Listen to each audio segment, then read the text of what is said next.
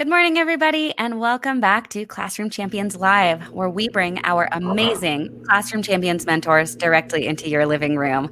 So today is Feel Good Friday, and it is also Teacher Appreciation Week. We are just finishing Teacher Appreciation Week, and we want to give a huge shout out to all of our teachers out there. Thank you, thank you, thank you. We appreciate you. We love you here at Classroom Champions. So today we have some awesome guests. We have one of our favorite educators. We have Todd Nesloney here with us again. He is the Director of Culture and Strategic Leadership at TEPSA. Did I get that right, Todd? You got it correct. Awesome. Welcome, Todd. Thank you so much for being with us today. Thank you to you for being in the education world and for being a teacher as well. We appreciate you. And who do we have today? We have one of our awesome athlete mentors. We have Andrew Kurka. You guys, welcome, Andrew. There he is. All right, Andrew, you guys, Andrew is a two-time Paralympic medalist. He has a gold, there it is, woo, and a silver medal. There they are, the goods. Awesome. Andrew, we are so happy to have you here today. Andrew is a Alpine skier, and I want to start out by showing a little bit of video of what you do because it is super cool. All right, let's see it. Andrew, can you talk us through your sport a little bit? Yeah, so Alpine skiing, as you can see, so my legs don't work. I broke my back when I was 13 years old in an ATV accident, but that doesn't hold me back. As you can see, I still ski pretty fast. And this mono ski is what I sit on, and it has an aluminum frame with a snow machine shock underneath me. And right here, I catch a little bit of air and I move down the mountain. And the idea in alpine skiing is to get from the top of the mountain to the bottom of the mountain as fast as you can. So sometimes that requires a little bit of danger, a little bit of crashing, and a little bit of just about whatever you can do to get down alive as possible. And so as you can see right here, I'll be happy to answer any questions. What I have in my hands are outriggers. And then the rest is just safety equipment. And yeah, that's it. It's para-alpine skiing. So it's adaptive skiing. We find a way to make it work, and we find a way to make it happen. So cool. How fast are you going here? Right here, not very fast. But in the last video, I was going pretty fast. It was probably somewhere around 30-ish miles an hour. In the last video, somewhere around 50 to 70 miles per hour. Whoa, that is so cool. Yeah. So yeah, that's alpine skiing, or that's adaptive alpine skiing. Amazing. So cool. I can't imagine going downhill that fast. I mean, those of you who have been watching, you guys know I did some skiing myself, but I never went anywhere close to as fast as that. I want to say good morning to a couple of people before I let Todd and Andrew take it away. McKenna is at home watching. Good morning, McKenna. Thanks for being here. Lori is here. Hi, Lori. And we have a message from Ashley Anderson, one of our amazing Classroom Champions teachers, who wishes she could be here today, but she's going to watch it later. She wants to say good morning to Andrew as well. So thanks, you guys, as always. You can put your questions in the comments, and I'm going to let Todd take it away. Have fun, you guys. Man. I've got so many questions today, Andrew, because I love watching the sport of skiing, whether it's para-alpine skiing or any kind of thing like that, because it's just so fast. And, you know, I love roller coasters and stuff, but it just looks absolutely terrifying to me. And it's scary on two skis. I can't imagine just on one ski doing that. So we're going to jump right in here with these questions because I've got a lot. So first of all, I want to kind of go through the week of what Classroom Champions have been doing every day. And so obviously on Monday, we had Movement Monday, and we had former NFL player David Holloway on with us, and he led us in a workout with his daughter. And so how do you stay active while you're home all the time now? So when I'm home all the time, I do a lot of outdoor activities. I get out and I go for bike rides. I live kind of in the countryside. I live in Alaska. So on a daily basis, I get outside and I do yard work. I do a lot of gardening, and I do a lot of building. I build garden beds, and I get outside and I go biking. Biking is a big thing that I do. When I'm not ski racing, I love to get out and I love to go biking. It requires a lot of the similar muscles, and it's not boring. I'm able to get out and see nature and do a lot of cool outdoor activities while still getting my exercise in, and then I'm able to come home.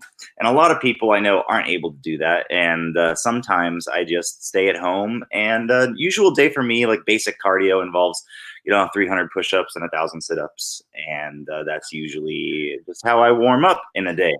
I love how you just throw that in there, like, oh, 300 push-ups, 1,000 sit-ups, and I'm like, my goal's like 20 a day, and you're just like, yeah, it's normal. And so, and being in Alaska, I'm sure that is a beautiful place to go biking and do the gardening stuff like that. So you're in the perfect place to get that done. I really am. Have you ever ran across any wild animals while out there biking? Yes. The coolest one's a badger. I ran across a really big badger one time, and he walked across the road right in front of me. Uh-huh. He just stopped and just looked at me and then kept walking. And I was like, hey, okay, cool. There we go. That's awesome. Yeah. And so you have an activity you're going to lead us in today, right? A kind of workout? Yeah, a quick little workout, little home workout for some of the kiddos. Something simple, a little stretching. So we're going to start with a quick little stretch. One side, staying active. The other side, staying active. Over the head, stretching, staying active. Staying active. Other side, staying active. Bam. And then we're going to make it fun, all right? Punching to the side. Woo! Punching to the side. And then over the head, stretch, stretch, feel the stretch, reach back, almost like you're trying to touch your heels, and then down, and then do it again. The same, and then the simple ones, out to the side, and little rotations. Little rotations, and then switch directions. Bam, staying active, getting a nice little sweat on while you're here watching the video. Bam. And then now we're warm. There you go. Yeah. And I love that. And those are such easy things to do that no matter where you are, those are great warm-ups you can do every day or even multiple times a day. It's super simple. And number one thing that a lot of people don't really focus or don't really realize is that, it's not necessarily about working out for an hour every single day, but it's about staying active throughout an entire day. If you have 5 minutes of downtime in between whatever you're doing at home, maybe you're cooking, maybe you're doing some gardening or whatever it is, pump out 5 push-ups. I do a lot of push-ups and a lot of sit-ups, and I would have done that today, but I was injured. But even in between, if you do the little shoulder rotations, boom, count for 10 seconds and then switch directions, 10 seconds, and then continue with your day. And you'll find that, hey, your shoulders in 1 week start to get a little more swole pretty quickly. There you go. Some great advice there. And so, that was what we did on Monday. So Tuesday, the University of Pennsylvania student athlete mentors, we had Davis Buchanan, Eddie Jenkins, Caroline O'Neill, Andrew Haley. They made sandwiches with anything they could find at home. And so when you think about your own kind of healthy snack, what's a healthy snack you love to go to? My go-to healthy snack is probably, we do what's called a quesadilla sandwich around my house. And so we take a quesadilla and we wrap it over and we throw spinach and all the vegetables and some egg in it. And then we throw it in the toaster and then pull it out and eat it. And it's quick, it's easy, and it's healthy. We just throw whatever vegetables. My vegetable of choice is definitely spinach in the sandwich, but we throw carrots in it sometimes and all kinds of stuff. And it's really hard to go wrong. I love that. And, I love that Lori watching right now she's even saying, it's great tips as well. And then Charlotte is saying, hello. Charlotte met you when you were in Calgary last April at the Champion Chat. So how cool is that? Someone who met you is now getting to be on here live. I love that. Well, going back to snacks though. So you eat healthy, but obviously you're going to indulge sometimes. So what's kind of an unhealthy snack that you like? Chocolate ice cream, or I should say Moose Tracks ice cream. Yeah, that's my favorite. I love that. A little crunch now and then. Yeah, and I'm a big ice cream fan as well, and I don't even know if I have a favorite. Like I just like ice cream, and so but I love Moose Tracks. That is definitely a good one. But you are traveling quite often as an athlete in the normal day and age, and so you're having to go all these places and practice. How do you kind of make healthy choices while you're on the road? So I try my best, and I do a lot of prior preparation. So when I get on the road, I always take probably about 5 to 10 pounds worth of snacks that I can that I prepare. I toss it in my bag, and I always have it ready on my on-hill bag, or sometimes I keep a bar in my race suit. I just always stay ready, and I know where I'm going to be going. And a lot of times we stay at fairly nice places, so it's pretty easy to be able to find. In Europe, which is where I travel as a skier primarily, they always have fresh vegetables for breakfast, tomatoes, things like that. So that helps to make it easy. Sometimes you gotta find a way to mix it up a little bit, though. So, well, I love that idea of just preparing things ahead of time, like not just assuming things will be there, but planning ahead of time and packing that. I think that's huge. And obviously, as athletes, it's so important to. Oh, I see somebody asked, "Have I tried wasabi ice cream?" I have not. Have you? Wasabi. I've never tried wasabi ice cream, though. I've tried red bean ice cream. That was super tasty. Ooh, I haven't tried that one either. That I'm gonna have to go look these up, see if I can order some. Well, going back to the thing, we have to stay hydrated, and especially as an athlete, hydration is incredibly important. And so, how much water do you drink a day to stay hydrated? So I drink probably a gallon a day, and at least, and it's never enough. So I need to probably drink more than that. especially if I'm doing like a bike ride or a lot of workout, which I try to bike almost every single day. So wow, that's awesome. At least a gallon. There you go. So that's going to be my goal today. Try to get to a gallon. We'll see. Yeah. But, Wednesday was Wisdom Wednesday, and we had Vincent and Kelly and Rose and Darcy all on, where they did a game where their little workout activities spelled out a word. And because it is Teacher Appreciation Week, their workout activities spelled the words thank you. And we talked about thanking all of the teachers during this time and all the educators pouring into kids' lives. And so when you reflect back on your life, all the teachers and coaches and people who you've had invest in you, who's somebody that really stands out in your mind and why? So my biggest influence was a coach. And I think coaches in a lot of situations can be life teachers. That's kind of what made me an athlete. So I broke my back when I was 13 years old in the four-wheeler accident. That's how I became a Paralympic athlete. But before that, I was a wrestler. And my favorite coach was Coach Steve Wolf.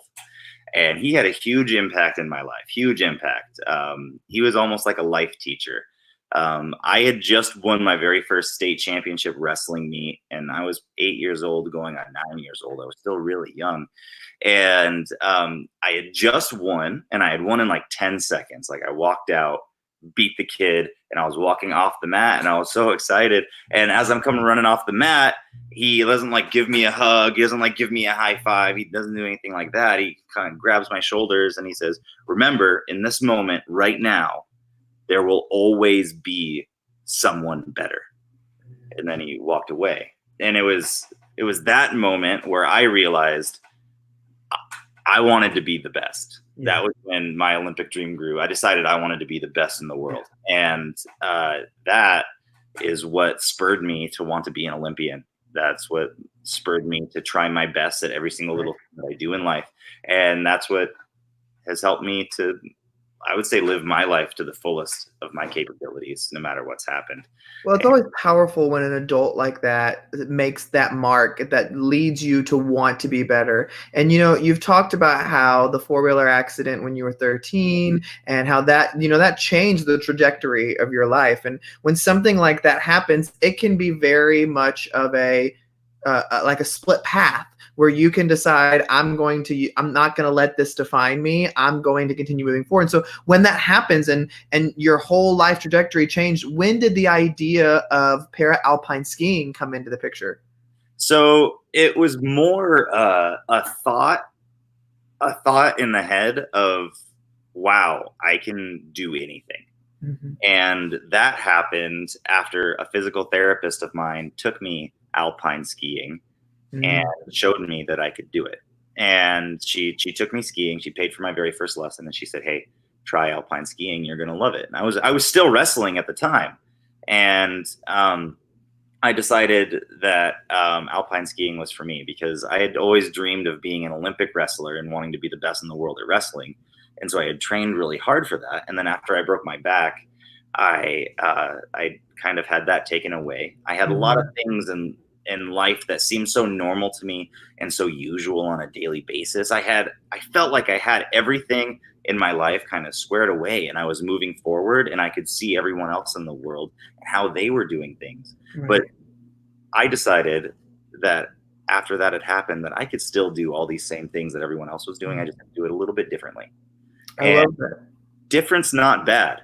Yeah. Different is never bad. In fact, different shines brighter than anything else. And I think that is extremely important, whether it be an adult, whether it be a kid. You know, we all have our own insecurities, some easier to see than others. Like for me, my legs don't work, so it's easy for people to see that. But other people, you know, they still have those down feelings and everything. And it's never a bad thought to remember that, hey, you know, it's okay to be different. It's okay to like different things and to be open about it. Well, you know, I love that you share that. And I remember as a Classroom Champions teacher, one of my athletes was Paralympian Josh Sweeney. And I remember him talking to my kids and him saying, and one of the kids saying, you know, like, are you upset that this happened to you earlier in your life and now you don't have legs? And he said, you see this gold medal around my neck? Like, this would not be here if that hadn't happened in my life. And so, and you know, you have a gold medal in para alpine skiing as well. And so it's like, those are the things where there's like good things can come from what may seem like a terrible situation in the moment. And so when you are doing your para alpine skiing, do you get scared? Like, and if you do, like, is there a certain part of it that's scarier? Like, is it the lead up? Is it right when you go? Is it when you're at that 30 miles an hour? Like, how does that affect you? No. Just to put it simple and to put it short, I don't get scared. I've never been a fearful individual, and when it comes down to it, the scary part for me isn't the fear of what might happen if I go out and I try my best. The fear for me is if I go out and I don't try my best. If I don't try my best to succeed, then I feel like I've personally failed at life. And for me, personal failures and not wanting to try my best at something is my biggest fear.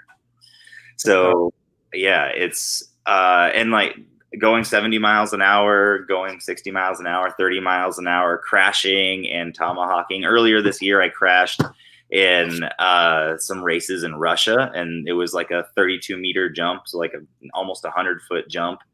And we were crashing off of that. My bindings just kept breaking one after one, but I never felt scared. I just kind of felt disappointed that I wasn't able to succeed. Yeah. And I think that's what fuels me. I can see that really pushing you forward of going, you know, like you said earlier, I want to be the best at what I'm doing. And so that's going to make me work really hard to do that. No matter what it is, matter what it is, I've dedicated myself to wanting to be the best at it. If I'm going to go out and do gardening, if I'm going to go for a bike ride, if I'm going to talk to kids and talk to people, I'm going to do my best to want to try to change their lives. And so fear has completely taken the back burner. Well, you know, moving into our next topic, Thursday was Creative Kids Thursday, and Lucy taught us how to letter design, and we did a game of Pictionary. And so, you know, you've mentioned gardening. Is that kind of your creative outlet, or do you have a different kind of creative outlet? Ooh, I have a lot of creative outlets. So like a lot of people, they're like, oh, I'm having a really tough time with this whole coronavirus thing, and things are crazy, you know. I can't go see people and things are rough. I'm like, I'm having a great time. I'm getting so many projects at home done. So I have two entire greenhouses that I grow. I have a lot of different herbs, and I have flowers and stuff. I'm building I'm building a bed and breakfast in Alaska. And so my creative outlets involve working on that, building onto it. The other day, I built 6 or 7 big garden beds. Wow. Big garden beds. And I did that with some of the spare wood I built a ramp into one of my cabins, and the spare wood from that ramp I used to build these garden beds.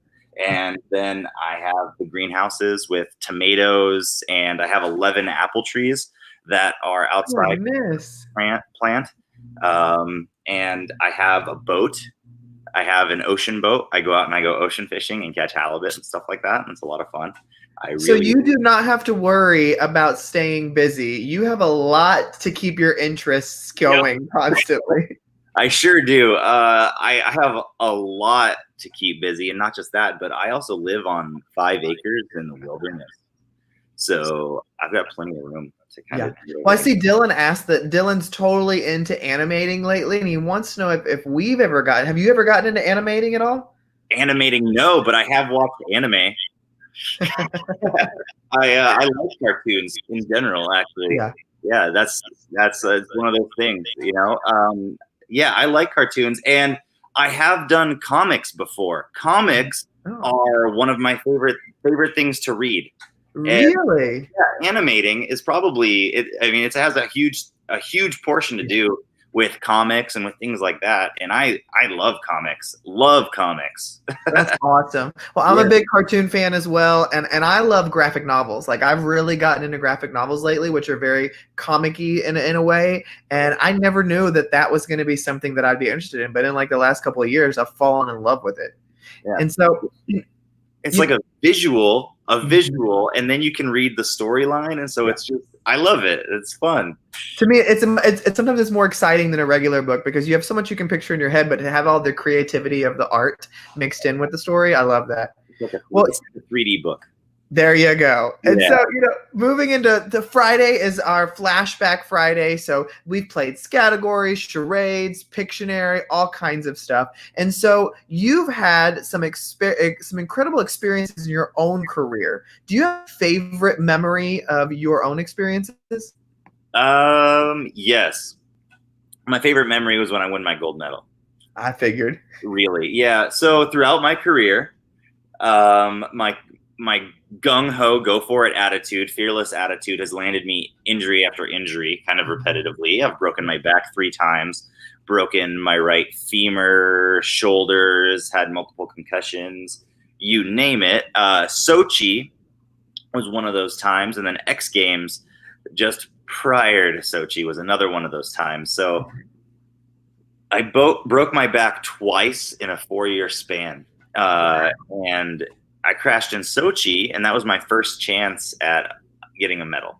And so when I was able to finally win in Pyeongchang, or I was able to finally get from the top to the bottom of the mountain, you know, like I was finally able to be successful, and failure wasn't the thing that was right in my face. I was finally able to win, and it felt like this big black cloud of failure had just been kind of dispersed.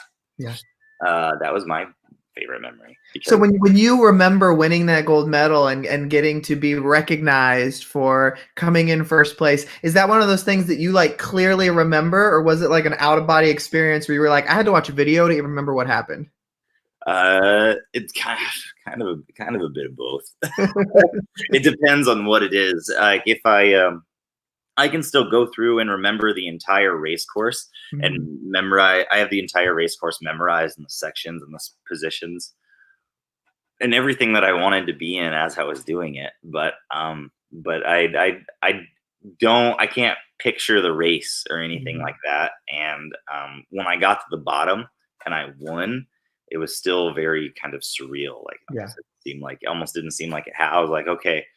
And when I won, it was by the largest margin in a long time.